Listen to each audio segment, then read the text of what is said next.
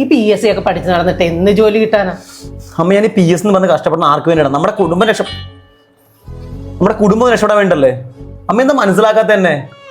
ഇട എത്ര പേരാണ്ട PSC പഠിച്ചത് വെറുതെ നടക്കണ ഒരു ജോലി ഇല്ലാതാ. നീ ഇല്ലതാ അടുത്ത വീട്ടില് അവൻ എത്ര നാളായെന്നറിയാവാ PSC പഠിച്ച് നടക്കാൻ തുടങ്ങിയിട്ട്. ഞാൻ വരാം അങ്ങോട്ട്. ശരി ശരി. എടാ ഇത് കഴിച്ചിട്ട് പോടാ. ഇത് നീ ഇവിടെ ഇരിക്കുവായിരുന്നോ? എന്താടാ കാണണോന്ന് പറഞ്ഞ?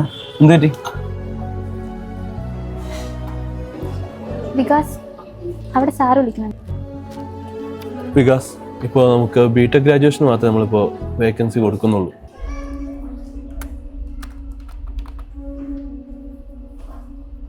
ഓ, ഈ ഇന്റർവ്യൂ കിട്ടില്ലല്ലേ? അപ്പോൾ നമുക്ക് അടുത്ത് പിടിക്കാന്നേ. നിനക്ക് എന്തായാലും MTech ഒക്കെ ഉണ്ട്, എന്തായാലും ജോലി കിട്ടും. നീ കൂളായിട്ടിരിക്കും. നോക്കടാ പോരാ, കോളെടുത്തു.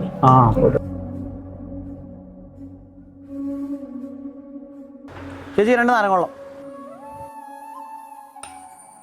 ഹലോ ഹലോ ഡാ, ഇന്റർവ്യൂ എന്തായി? ഓ, ഇതും കിട്ടിയില്ലല്ലേ?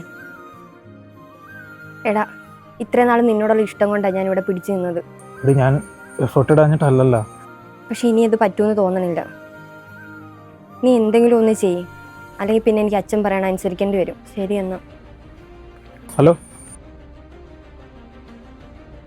എടാ, എന്തുപറ്റടാ?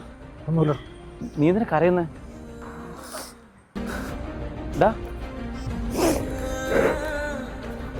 പോട്ടാ. എടാ, നീ എവിടെ നിൽക്കി? ഞാൻ നിന്നെ വീട്ടിലോട്ടാക്കാം.